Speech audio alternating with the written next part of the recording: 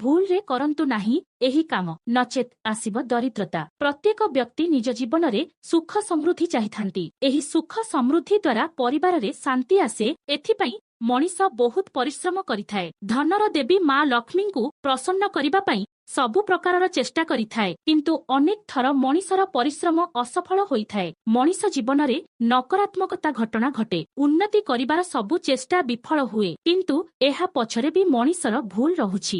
ମଣିଷ ଏପରି କିଛି ଭୁଲ କରେ ଯାହାଦ୍ୱାରା ଘରେ ଦରିଦ୍ରତା ଆସେ। ମା ଲକ୍ଷ୍ମୀ କ୍ରୋଧିତ ହେବା ଦ୍ୱାରା ଘରେ ଧନହାନି ହୁଏ। ଧର୍ମଶାସ୍ତ୍ରରେ କିଛି ନିୟମ ରହିଛି, ଏହି ନିୟମକୁ ନ ମାନିଲେ ଅନିଷ୍ଟ ହୁଏ। ତେବେ ଆସନ୍ତୁ ଜାଣିବା ସନ୍ଧ୍ୟା ପରେ କେଉଁ କାମ କରିବା ଦ୍ୱାରା ଦରିଦ୍ରତା ଦେଖାଯାଏ। ସୂର୍ଯ୍ୟାସ୍ତ ପରେ ଭୁଲରେ ମଧ୍ୟ ଶୁଅନ୍ତୁ ନାହିଁ। ଏହି ସମୟରେ ଦେବାଦେବୀଙ୍କ ପୂଜା କରାଯାଏ। ଯଦି ଆପଣ ଏହି ସମୟରେ ଶୋଇବେ ତେବେ ମା ଲକ୍ଷ୍ମୀ କ୍ରୋଧିତ ହେବେ ଏବଂ ଆପଣଙ୍କ ଜୀବନରେ କେବେ ଉନ୍ନତି ହେବ ନାହିଁ। ସୂର୍ଯ୍ୟାସ୍ତ ପରେ ଲୁଗା ଧୋଇବା ଉଚିତ ନୁହେଁ। ଏଭଳି କରିବା ଦ୍ୱାରା ଘରେ ଅନିଷ୍ଟ ହୋଇଥାଏ। ସନ୍ଧ୍ୟା ପରେ ମା ଲକ୍ଷ୍ମୀ ଭ୍ରମଣ ପାଇଁ ବାହାରିଥାନ୍ତି ଏବଂ ଘରେ ଲକ୍ଷ୍ମୀଙ୍କ ଆଗମନ ହୋଇଥାଏ। ଯେଉଁ ସ୍ଥାନ ସଫା ସୁତୁରା ଥାଏ ସେହି ସ୍ଥାନକୁ ମା ଲକ୍ଷ୍ମୀ ଆସନ୍ତି। ତେଣୁ ନିଜ ଘରକୁ ସଫା ସୁତୁରା ରଖିବାକୁ ଚେଷ୍ଟା କରନ୍ତୁ। ତେଣୁ ସୂର୍ଯ୍ୟାସ୍ତ ପୂର୍ବରୁ ହିଁ ଘରକୁ ସଫା କରନ୍ତୁ। ସନ୍ଧ୍ୟା ସମୟରେ ଭୁଲରେ ମଧ୍ୟ ଘରକୁ ସଫା କରନ୍ତୁ ନାହିଁ। ଯଦି ଆପଣ ସନ୍ଧ୍ୟା ସମୟରେ ଘର ଦ୍ୱାରା ସଫା କରିବେ ତେବେ ମା ଲକ୍ଷ୍ମୀ କ୍ରୋଧିତ ହେବେ। ଏଭଳି ପରିସ୍ଥିତିରେ